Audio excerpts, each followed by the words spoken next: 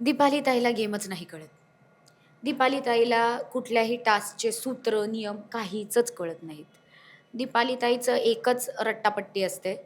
तिचं ते एकतर 100 डील मी कधी केले मलाच नाही आठवत आहेत. 100 डील होण्यासाठी माझं आणि तिचं वन ऑन वन कधी झालंच नाहीये.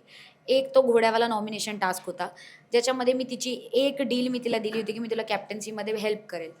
पण जर का त्या कॅप्टन्सीच्या रेसमधून विशालनी तिला आधीच आउट केलं, तर मी कशी तिला कॅप्टन्सीमध्ये हेल्प करणार होते? मी कशी करणार होते? जर का तुला आधीच बाद केलंय. सो तो एक ना एक माणसाने समजून घ्यायला पाहिजे, की बाबा तिच्या हातात ते नव्हतंच.